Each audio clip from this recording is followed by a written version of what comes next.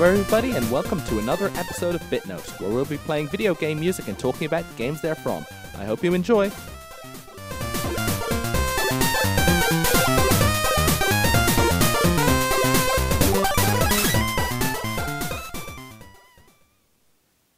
So we've got a nice show lined up for you guys today. Let's start things off with a really upbeat and sort of an anthem-y tune.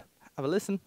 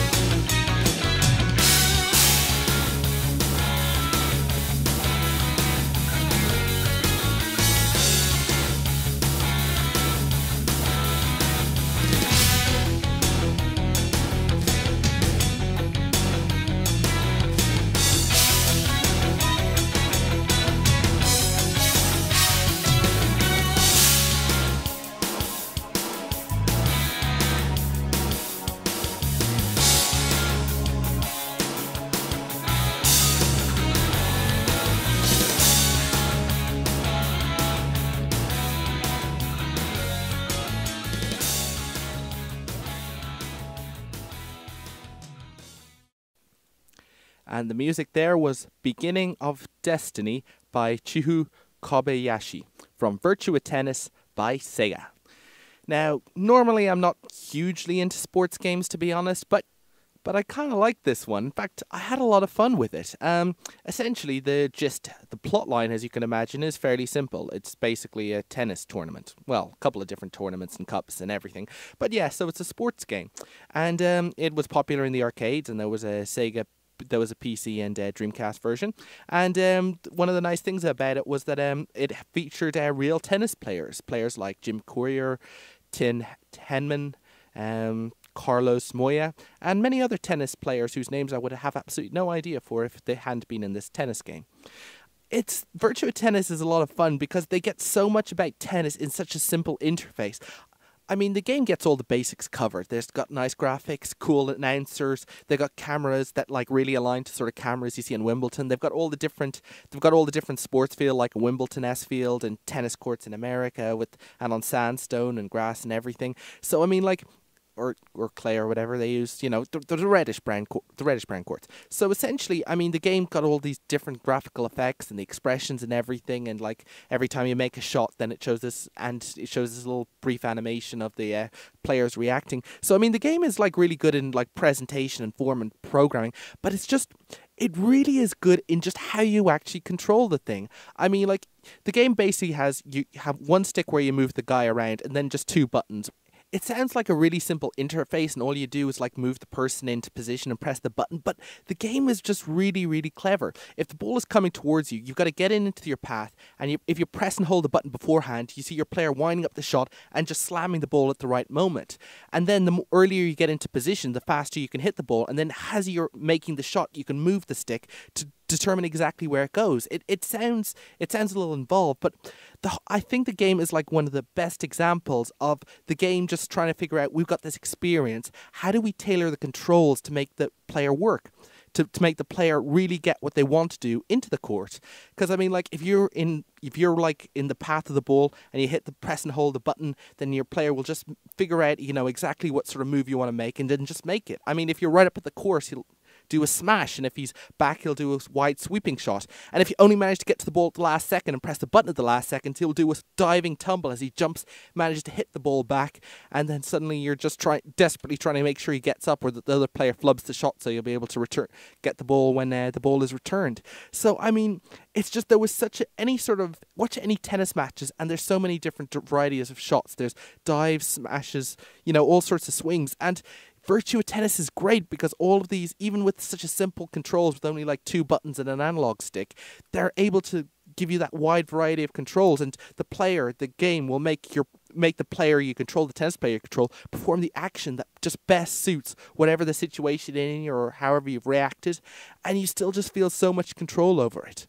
I think it's brilliant when the games get like that, because it's like you and the game are working with each other. The game is trying to figure out what you want to do, and you're trying to do what you can to do to get it across, and the both of you just meet in the middle and just have a great experience. So Virtua Tennis, it's had a lot of great sequels, and indeed I believe that one of the developers working on one of the Virtua Tennis games even went on to Sumo Digital, even went on to develop a tennis game involving various Sega characters like Sonic the Hedgehog and guys from Jet Set Radio. So that's all a lot of fun there. But yeah, Virtua Tennis went on to have several sequels. The next sequel actually added female players, which dealt with one of the areas of criticism. But otherwise, it was just the first Virtua Tennis was a great game, and very smooth, a lot of fun to play, and just a good game. All right, let's move on to our next thing. I think we'll go a little more, since we're on the topic of games that are fun to play with your friends. I think that this game, in my point of view, is one of the best for that area.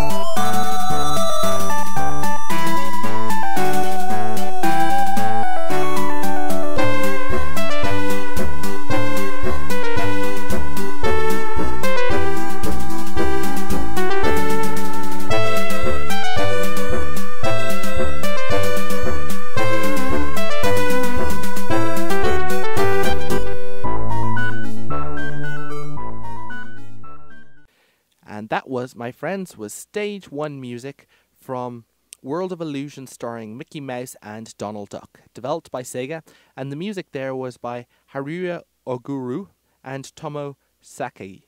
Now, as you can see, it's a great, bright, colourful tune, and actually, when I was looking this up, interesting thing, Tomoko Sasaki, she's a composer who's been in a lot of Sega-produced titles, such as Nights into Dreams and Burning Ranges, and indeed she's also the voice of the Chow. If you've ever played any of the Sonic the Hedgehog games, Chow are these little cute little kind of pets. They were introduced in the Sonic Adventure series as kind of little Tamagotchis. You know, when Tamagotchis were popular, as little pets that you'd feed and train and have them run around and everything. And they always had the cutest little voices. And if you ever wondered who, I wonder, provided the voice for the Chow, well, there's your answer. It was provided by the same woman who helped with the music for Mickey Mouse and Donald Duck in World of Illusion. or World of Illusion starring Mickey Mouse and Donald Duck, however you want to do it. Sega actually seemed to really like Disney and that sort of stuff around, and Mickey Mouse around the early 90s. I mean, there were actually 4 games in this Illusion series. 2 of them were on the Mega Drive, and the rest were with the Master System Game Gear. So, I mean, these were 4 exclusive titles to Sega, all dealing with Disney and Mickey Mouse and stuff.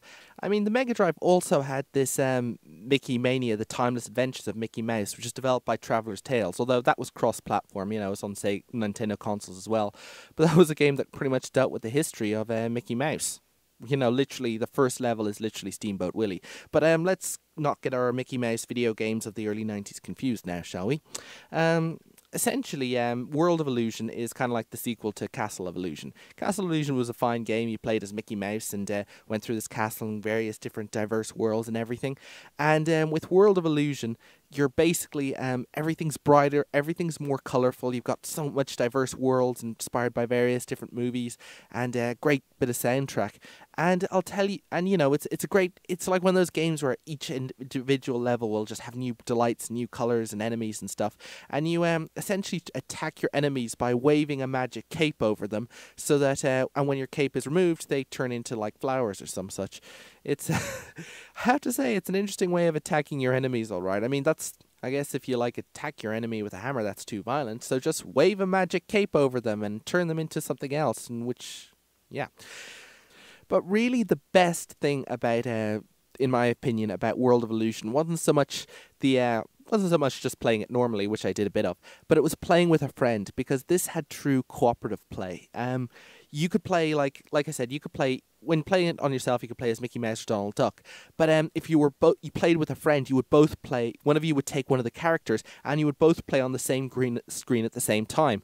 Now, this was kind of fun because you basically had to make sure, as you know, in any sort of side-scrolling platformer, as you're bouncing through the world, you're looking at everything side on. And so what happens if one person runs ahead and the other person stays behind? I mean, sooner or later, you're both going to hit the edges of the screen.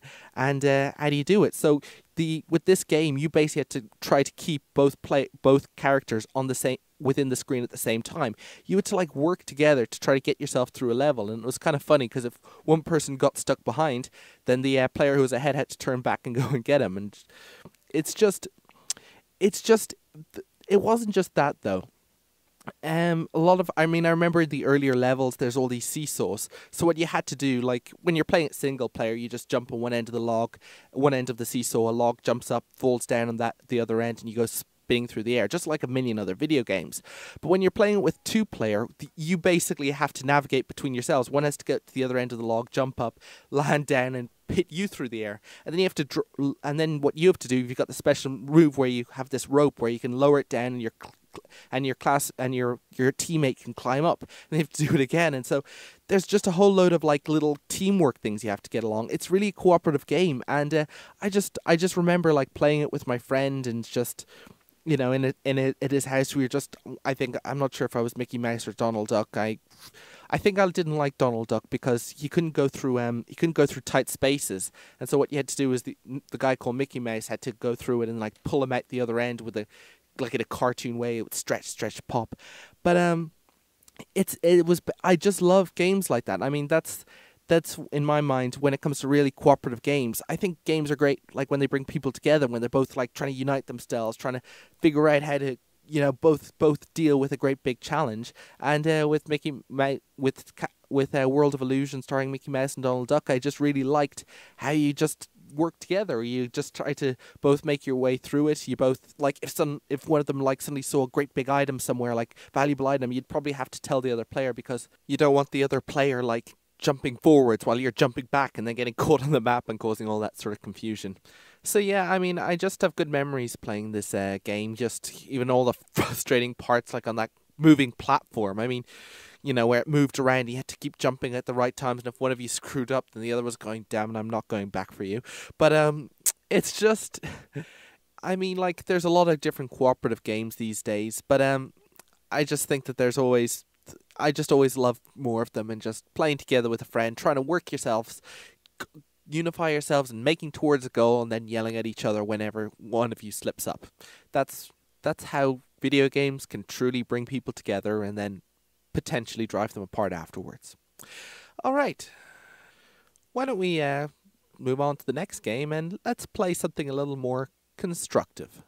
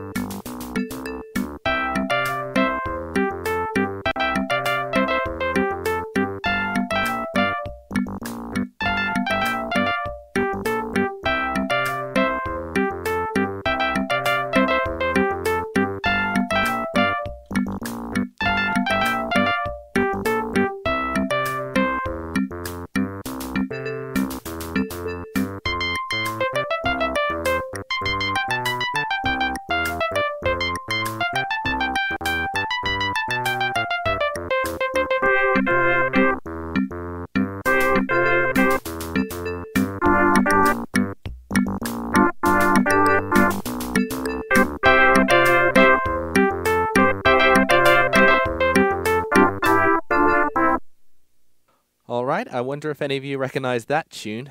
That is from SimCity 2000, developed by Maxis. The specific song or music track was Virtual Village, composed by Brian Conrad, Sue Kasper, and Justin McCormick. You know, I remember actually hearing about people talk about the music at the time. Some guy says that whenever he turned on SimCity, the first thing he'd do is mute the music. I thought that was a little unfair, though I kind of did remember that, when my brother was playing the game on our PC, that he tended to have it on silent as well. And this was even after our speakers got fixed on the PC. So I think in all fairness, sometimes the track just bops up at a lot of different times and just almost random. There's like a selection of songs and they all play up at various times. So I don't know, I guess maybe I always liked it though. I always liked the music. But the game SimCity, boy, people always say that video games are often about destruction and just defeating an enemy. There's even a game like many years later, like in Half-Life 2, the main villain says, "You've destroyed so much, but what have you actually created?" And it's a good question that applies to most video games, because all you're doing is destroying or blowing up or attacking or defeating. But SimCity is different. It is about creating a gigantic, great big living metropolis of a city with planning and everything, and then destroying absolutely everything. That's pretty much how it started. The game, the series started back with Will Wright, who is one of the great game designers, and he wanted to create a game where people built a city. And obviously all the publishers in the story that says this is stupid, it's not really a game, it's more of a toy, which you could argue about semantics.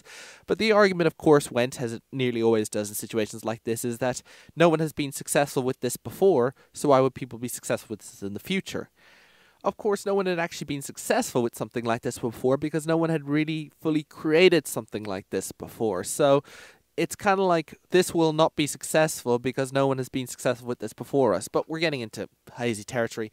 The thing is, he developed this entire game called The SimCity, where he created a city, built roads and everything, built cars, electric things. And while he was developing this great big game, of course, one of the tools was a bulldozer that would just destroy whatever in the way, needed for clearing areas. And when he was playtesting with various people, he noticed a strange attribute where people would just build this great big city, with the lines and the land and the everything and all the buildings, and then they just click on the bulldozer, click on the map, and just click and drag, shaking the mouse back and forward, destroying great big chunks of their own creation back and forth.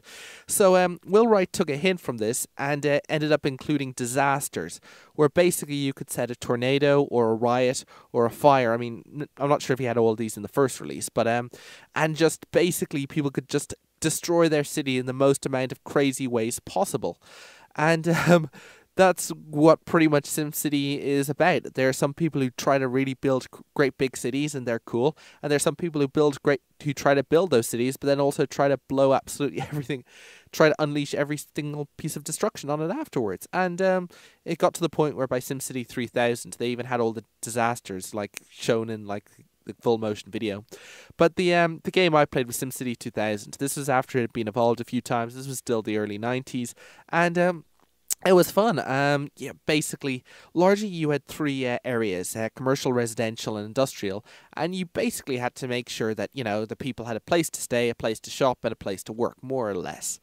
And of course, I didn't really know much about planning at any time, so I just switched everything to just heavy industrial, heavy commercial, heavy industrial. So had gigantic polluting factories right next to gigantic commercial skyscrapers, right next to high-rise apartments, encroaching right up to the edge of this great big river. And I think that my parents were like looking over my shoulder, or my sister was looking over my shoulder at one point and going, that looks like an awful place to live. And I was looked back and, and I thought to myself, well, I could do it so that it's not such a terrible place to live, but then I wouldn't make as much money. I think I must have learned a lesson about capitalism that day. But in any event, it was still really interesting building the city, seeing how it progressed through the years and new power came available, and just trying to build great big networks to look back and say, I built those. I built all those sprawling blocks of high-rise buildings. I built that harbour, which doesn't seem to be receiving any boats because I ended up building the harbour in too shallow water. I built that airport, which seems to constantly have planes crash into various buildings because I haven't really worked out route map. And I built those power plants where, of course, I cheated because I went fast forward to the year 2050, where they had fusion power plants, so that I didn't have to worry about this sort of stuff. And it was just great to look back and all this sort of thing and just say, yes, I am building this gigantic, crowded, bustling, tax revenue generating metropolis, and I feel great about it. And it was pretty cool to have a great big city that was, of course, named after myself because I was that egotistical, and just to know that there in that bustling things, millions of virtualated citizens were living out their lives in big amorphous cities. Now, I did play some. I wasn't too bad. I mean, I did put down some amusements, some zoos, and churches kept popping up by themselves, and I always tried to make sure I used renewable sources of energy. I mean, not just the fusion, but then what would happen is that there was hydroelectric power, so I'd start off with designing the actual terrain of the whole world and just create a gigantic cascading waterfall in one corner of the map, and then just power the entire city just by using constant supply of hydroelectric plants on this gigantic cascading waterfall. It's really interesting doing stuff like that. The SimCity franchise, of course, became hugely popular, and there's a new SimCity game just being developed right now. I mean, actually, every time I seem to bring up a game on this show, it always seems to either there's a remake in the works or there's a remake coming. And I mean, I swear, a while back I played some Jet Set Radio music, and like just about a month or recently it was released on Xbox Live Arcade. So clearly I have excellent taste in music or in games, or else it's just we're in the period where everything old is new again. Because seriously, I think in this week I've seen about 2 or 3 game series being revived, or some new game created that is highly inspired by them or something. So I suppose whenever something's good and endearing, it tends to come back up a lot. But Will Wright, of course, made SimCity. He developed it. SimCity 2000 was pretty cool. He developed into SimCity 4, which was the most recent game, and then there was SimCity Societies. And also, Will Wright went into a lot of various things. He actually created these things called Sim Ant, where it was like an ant colony simulator, and Sim Earth, which was like simulating the entire Earth, of course. There was one game I always wanted to get, and I've never actually played, but I desperately did. It was Simcopter. Essentially, I've heard that it is a very, very good game, but essentially you're like simulating a copter going around a city, dealing with riots and then dealing with fires and everything. But the part that grabbed me is that you could actually integrate it with SimCity.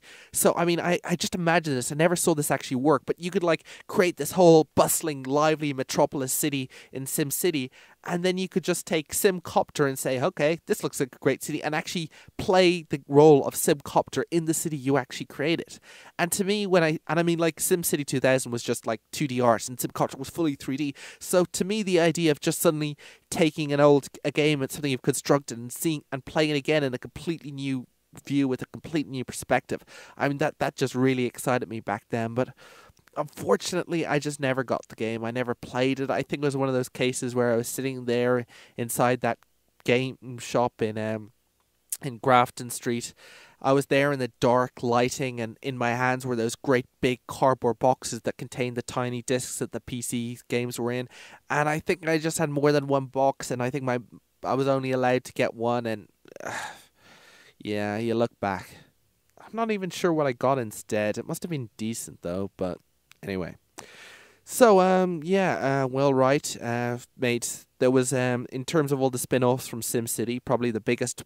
Well, not undoubtedly the biggest one was The Sims, where the whole idea of simulating was brought to a lower level, where you had to simulate an entire household. It was, in a lot of ways, it's like a virtual dollhouse. You know, people had jobs, you had to move them stuff. They moved it then, and then SimCity 4 came along and was able to integrate with the Sims.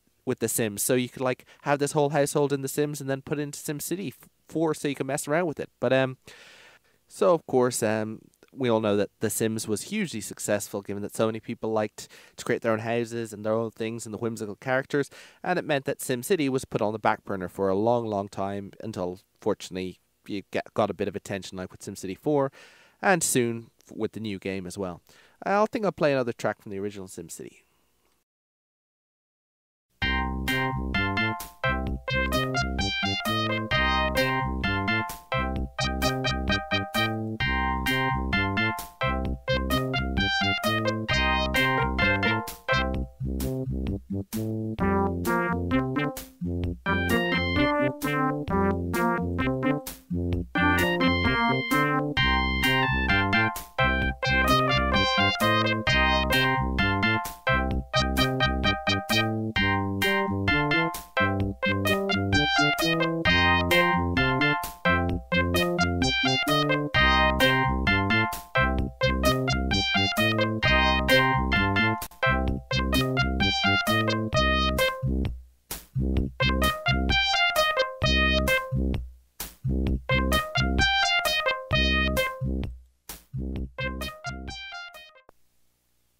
Seriously, who would ever want to turn off the sound with great music like that constantly coming through your ears at various times and constantly in sequence with several other 1-minute jangles that sound like it but completely different in various ways? I certainly didn't. So I think it's always great to have games like SimCity 2000 where it's not just about clearing some preset goal or making some objective, but actually to make your own thing, you know, try to create your own world. And I think it was great. I mean, like I said, I did try to make some amusements. It wasn't just skyscrapers, but the idea that you can have your own challenges, that sometimes maybe you could try to make a city built on a bunch of islands, or just you could take on any number of challenges and try to see how far you could get with a city built of coal. And that's another and just also try to make sure you had like all the water supplies and the electricity set up, and it was just a lot of fun just seeing all the different things come together and just seeing something build up as a result. The game taught me a lot as well. I remember one time I had the city that I was basically making an annual deficit, so I raised the tax levels up to 20% to get as much money as possible. And while I did actually work for a short period of time, I suddenly noticed that the entire business sector went completely bankrupt with a huge amount of abandoned buildings. So I started the strategy of like lowering the tax rate just back to really small so that the cities would revive, and then shooting the tax back up again to try to make more money. And it wasn't a very effective strategy, I have to say. I still ended up losing a lot of money, and just while having a tax rate at 20% would give you a bit of money for a short period of time, it didn't seem to be the best long-term solution. It also taught me a bit about bonds, like how I'd take gigantic loans out to try to build all these great big cities, only find out that the interest repayments were so gigantic that I couldn't actually make any money out of all the new constructions.